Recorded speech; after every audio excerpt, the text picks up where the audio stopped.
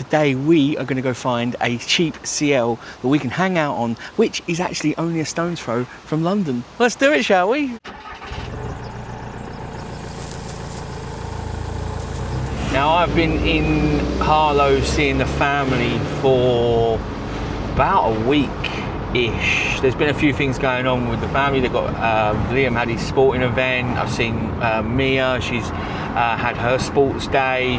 So yeah, I've been here, there and everywhere, hanging out with family. Having a pretty good time, to be fair. But when I'm here and doing this, I'm not really in the motorhome as such. It's a base, because I'm seeing, you know, friends and family. I'm in and amongst all that, you know. So I don't really spend too much time at the motorhome, and it has been really, really hot lately. So I've been working, when I'm doing a bit of work days, I've been working in the library or in the coffee shops or something like that for the aircon and chilling out over there rather than in here. But then the downside of all that, it's great seeing the friends and family, but the downside of it is the motorhome gets in a bit of a disarray, in a right mess, because like I'm coming in, I'm just using it as a pit stop basically, and then the next day I'm going out seeing people, doing things, and then, you know, you're always like in and out, but you're always grabbing different things and bits and bobs. So, you know, they'll say something and it's like, oh yeah, I've got that for you, or oh, I need to, you know, put that in the storage and then get that out of storage. So things are coming out of cupboards, in the cupboards, things are going here, there and everywhere. I've done my laundry, so that all needs putting away. And yeah, it's in a bit of a pickle.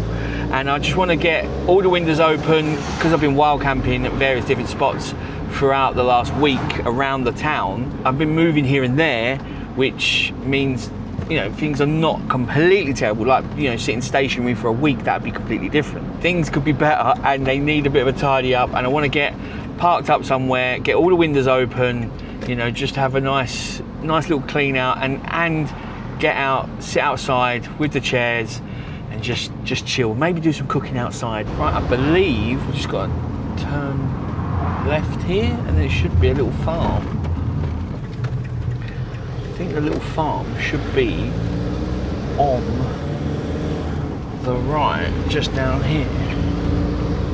Always got to be careful with little farms, because the entrances just sneak up on you. See, like, I look for the drop curb, so there's a drop curb, and I'm just going to indicate, yeah, that's it.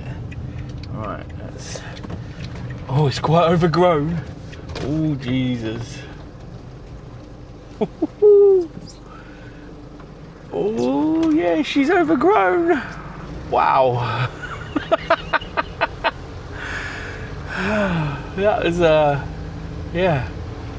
If I'd have gone even further forward, I would have got through, but the nose would have been straight in the bush. Now, I don't know where I'm going. I've just given the owner a call, and yeah, they're going to pop out. So it is silent here. I mean, I'm not even set up yet, and it is quiet. That's what I want. That's what I want. Been in a town for a little bit too long. Right. Just gonna follow him down. We should be good to go. It's definitely overgrown. It really is. Okay, so we're gonna have to swing right round here.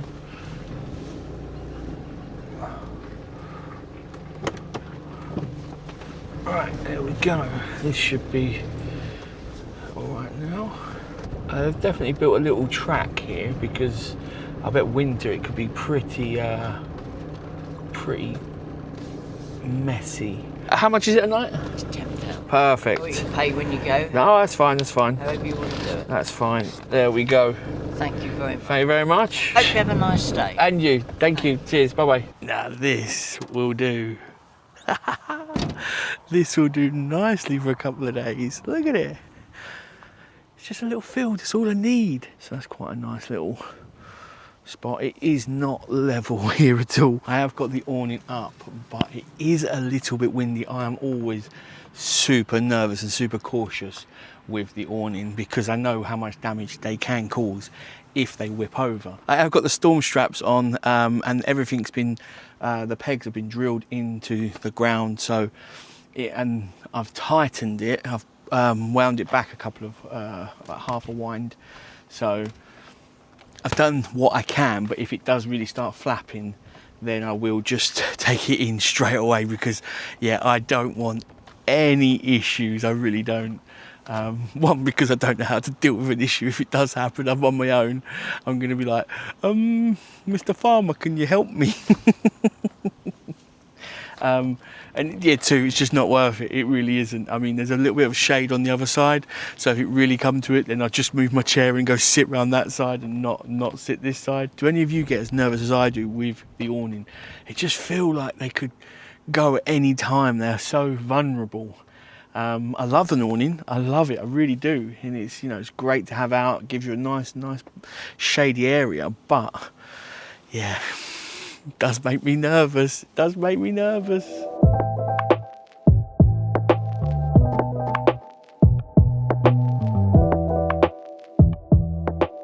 Oh, this is it. This is it. For £10 a night, this is fantastic. All set up, sun is shining. The flap on the awning is still going a little bit, and I'm still a bit tense, but everything's good. I've got so much solar coming in. My batteries are at like 96% or something, so I've just turned on the water boiler on the electric to dump in 45 minutes of use on that, to dump some solar out of it into the hot water, because why not? Everything's charged. I mean, I've got the panel here, which is charging the EcoFlow in there, which is running the big fridge, the EcoFlow fridge in there. Then I've got the one on the front. It's the 400 watt bifacial panel, and it's like 380, 410, 415. It's really, really efficient. Now that's going straight into the Delta, which is, again, dumping power. It's at 100%, but it's dumping power into the ice maker, because, well, you just got to run this stuff. Once everything's full, then it's not useless, but air quotes useless. So yeah, got to be dumping power when you can into things like the fridge, the hot water, the ice maker, and yeah, I mean, I don't know what else I could dump power into, but I will be cooking outside tonight, because we've got this beautiful little setup here, so it'd be rude not to cook outside. It's too hot to cook inside. I want to get I've got something planned for dinner, which is going to be, yes, all good. I'm just going to chill. I've got a football on tonight, World Cup match, can't wait for that. And just, yeah, look at this. Is this just not nice or what? Now there's the odd little bit of noise just over there from the road, but it's few and far between. Not like a motorway or anything like that. It's not major. But what do you want for £10 a night? There is facilities, as in waste, water, and Elson, which we'll have a look around this evening. No need to be wandering around in this heat. Right, let me show you a little update where I am. Now, the awning is down.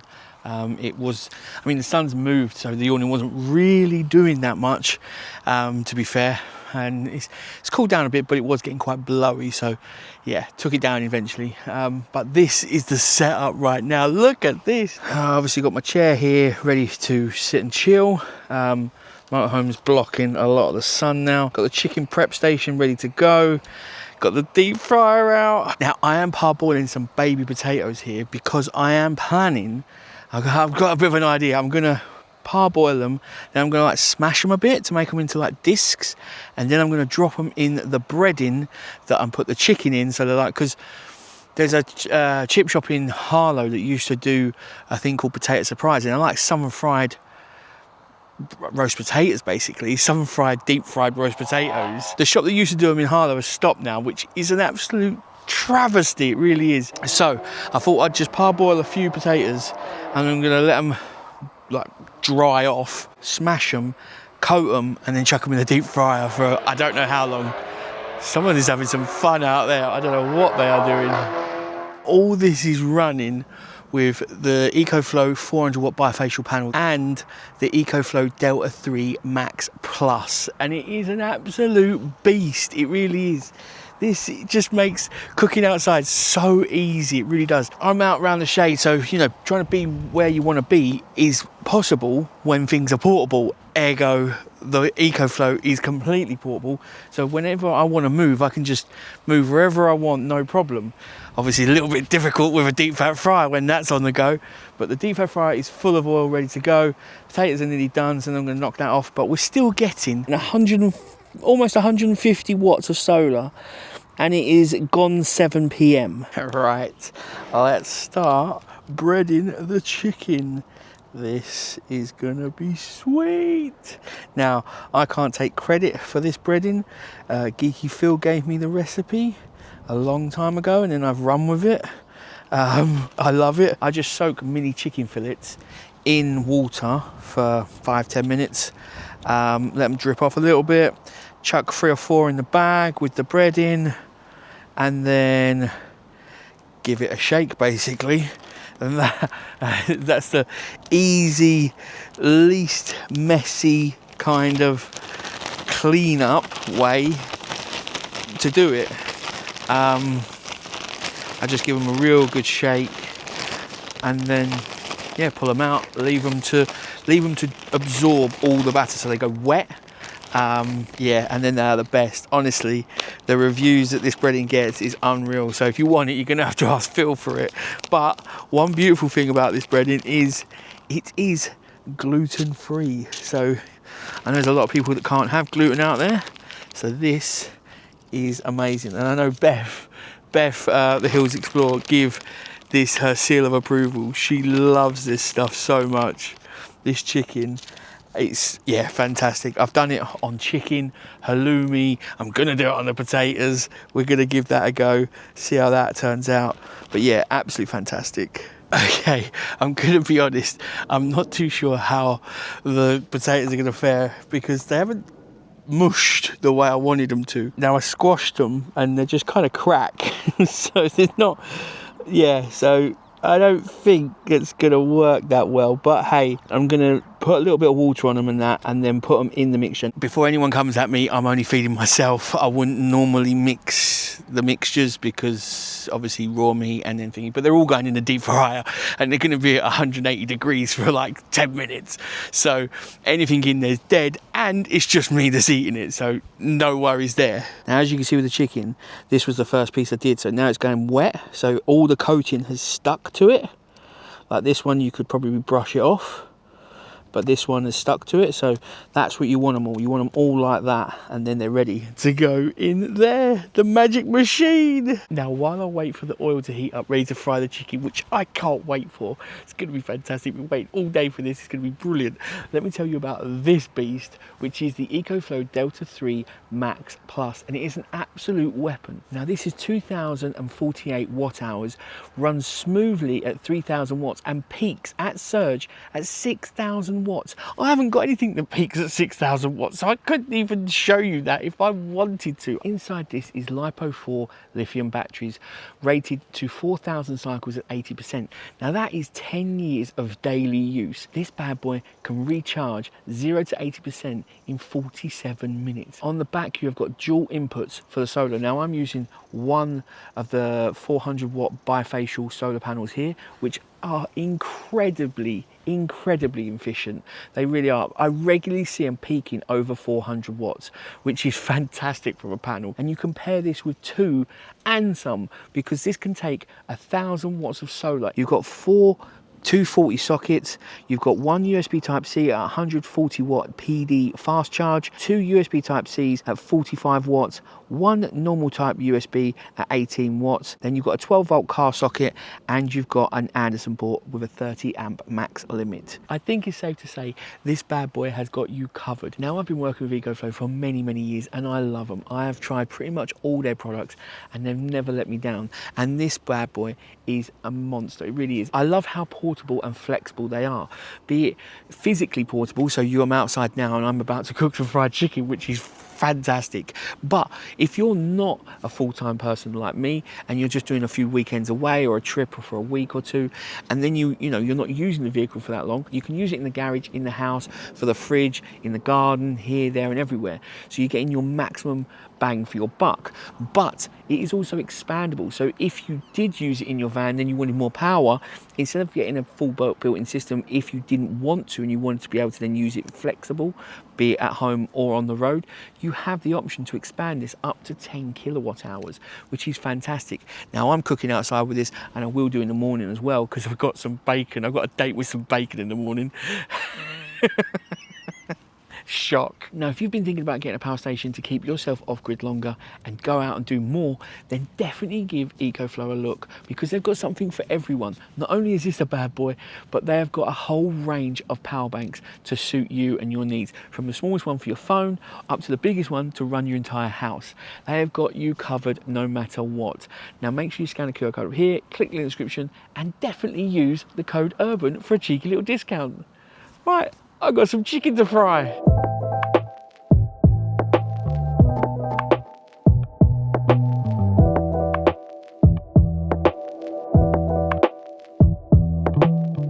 Would you just look at this? Look at that chicken. But it's all about the taste, right? I mean, oh, look at that, look at that. Yeah.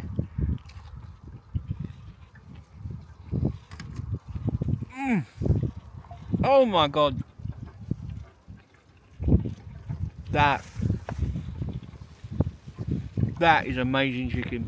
I'm going to cook the rest of the chicken. I'm not going to eat it all today, so don't worry.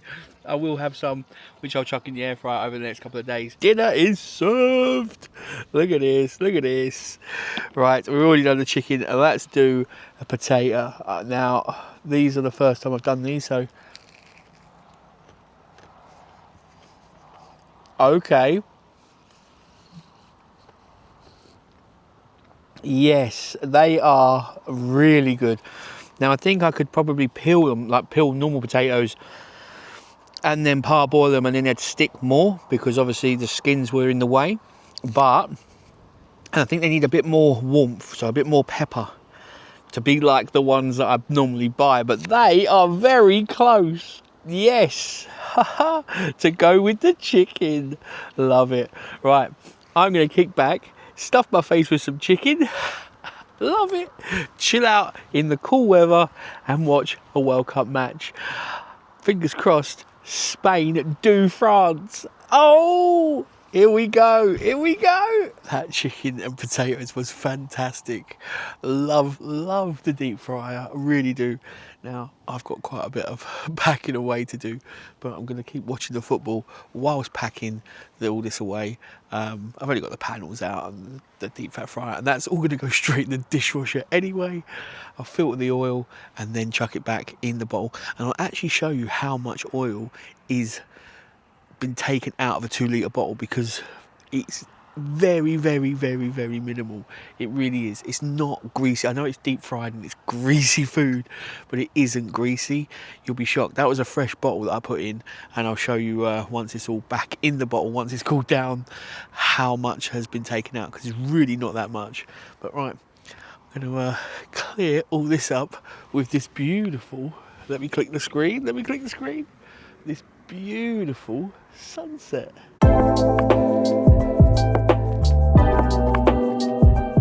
Right, everything is packed away. The dishwasher's done, so the deep fat fryer is sparkling clean and ready to be put away in the morning. I just need to clean the actual unit thing, so I'll do that in the morning. I've just been running around setting up loads of cameras because it's such a clear night and there isn't too much light pollution. Fingers crossed we get something, and fingers crossed no one nicks my cameras. In the morning I've got something new to show you guys and to try, and I need your advice. Good morning. My face looks quite red on here. Brilliant night's sleep, but now is the moment of truth. Are my cameras still out there? Let's go and have a look. Now, I said I put quite a few cameras out. There is one still on the roof of the van, and then yep, they're all here, so I put 2 here, and then one just down there. So this one was to try and get the sunrise. This one was to get star laps. I don't know what I caught, if I caught anything, if anything's any good. So you will be seeing it in this video before I see it right now. I love leaving cameras out. Never had any problems with it, but the day I do, I'm gonna probably cry my pants off. You can't beat places like this that have got, you know, very little light pollution, because there's so many areas these days that are so light polluted. It just, you can't get decent time lapses of the sky because of the light. So yeah, got to take full advantage when I find somewhere. Now all the cameras are retrieved and they are safe in the motorhome, I thought I'd just give you a quick look around this site now. Obviously there's where I was cooking all the chicken last night and chilling out. Solar panel's doing its thing. Now this is the field that we drove into just over here. Now it isn't a massively level field. There's a few spots, like this guy's got one here. Mine isn't too bad there. And then there's a few further up the back, which will go up that way in a moment. You've got your rubbish bins here, and then you've got your water here.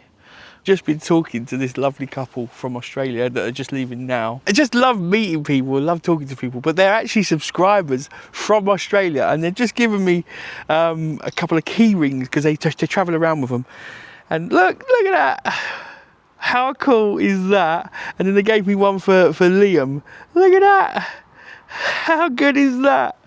Had a brilliant chat, really good chat. They come over for a couple of months every year, and they got a camper van here, like that one that they just went out in, and then they travel around the UK and Europe, and then they go back to Australia, which is brilliant. Oh, I so want to get to Australia, I really do. But yeah, love meeting them.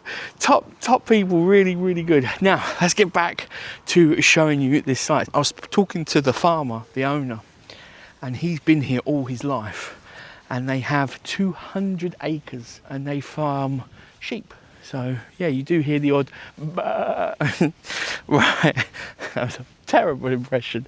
Right, let's continue down, because down there is the Elson, I believe. That's the Elson, which is all ready for you to use, and there are bottles of water there just to rinse out and use whatever whatever you need it for, to rinse the actual Elson or your cassette.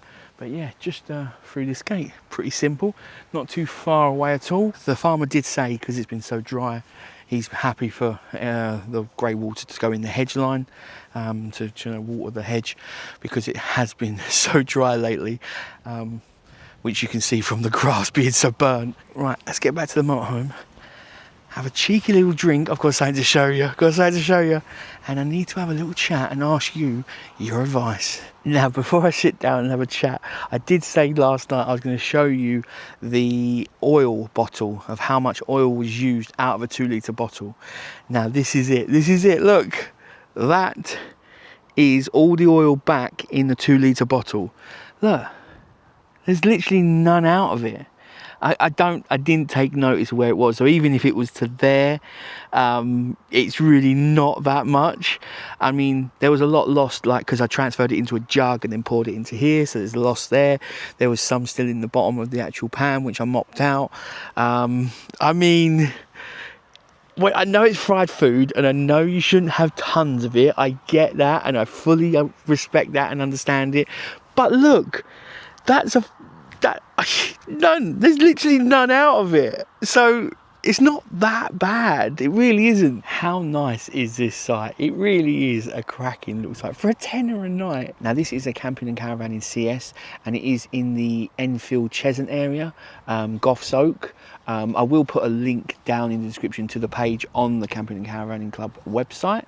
You have to be a member to be here. They will ask you for your membership number, but like I say, £10 a night. Now, I did say this is a stone's throw away from London, which it is. It isn't too far, and I believe there's a bus stop about a mile down the road, which will then take you into Theobald. I want to say Theobald, and then from Theobald train station you can get into Liverpool Street and wherever you need to. I think it's about an hour and a half, something like that. So it's not too far. So if you was wanting to go into London, this could be an absolute cracker of a base for a tenner a night. Right, let me show you what I've got, because this is good. Now, you guys know how much I love Pepsi Max, right? And they have been doing some mental flavours lately. So I've just picked up this. Look at that. That is a cherry and vanilla flavour. I've never tried it. We're going to try it. And then I saw this the other day in Home Bargains. Now, this looks like it's Japanese, I want to say. Japanese, Chinese. I apologise because I'm mixing them up. But look at this. Peach Pepsi Max. Right, let's try the it's got Braille on the top. Look. I could be mistaken, but that, I'm assuming that's Braille. Let's try it, shall we? What do we reckon? They are ice cold. They've been in the fridge all night. So, peach flavour. Here we go. Ooh. Oh, yes. That is very, very sweet. Very nice. I'm liking that one. Right. Next one. This is the cherry vanilla. Let's have a go, shall we?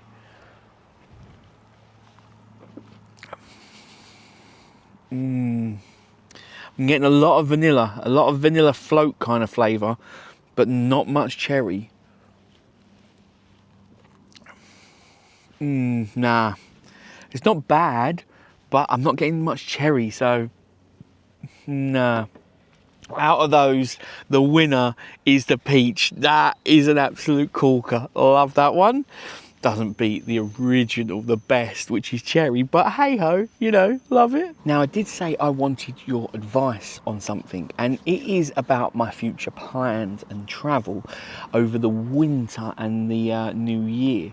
Now, I don't think, because I've got quite a lot of work going on with the new book and things, I don't think I'll be going to Asia for 2-3 months this next time round. I might go for a couple of weeks away somewhere on a plane, maybe Turkey or somewhere like that.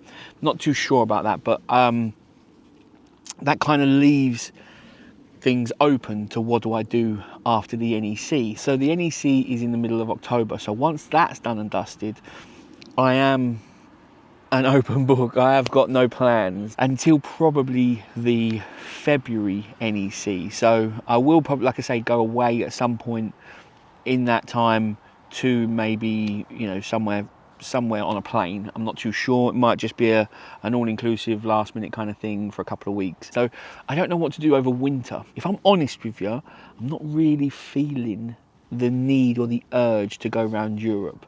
I don't know why, I'm just not. I mean, you lot could probably convince me otherwise and, you know, show me some places or tell me some places that, you know, I really need to go and see and do and experience. I'm more feeling like Scotland, Wales, or even Ireland. Now, I know all three of them, including England, are pretty pants in the winter, especially in the deep, dark depths of winter. They can be pretty brutal. So I'm not going to places that are going to be great weather-wise. But yeah, I don't know. I'm happy just pottering around, to be fair, and doing a little bit of a route and here, there and everywhere, or maybe doing a bit of them all.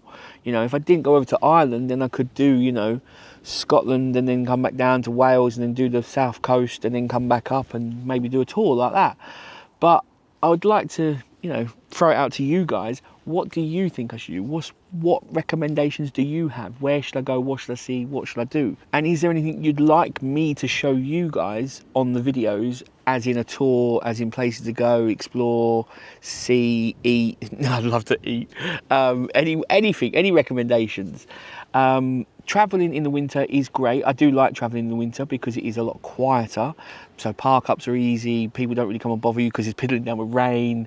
Not that people bother me anyway. I've never had the knock. I've never had any bother. But it does make it a bit challenging as well, because some sites like this would probably not be open because it's grass and it's going to be very wet, very slippery, and I'm going to get stuck. The landmark's going to get stuck, right? So yeah, I'd love to know what your plans are for winter. Are you travelling here, there and everywhere? Are you going to Europe? Are you staying here? What are you doing? Have you got anything booked in?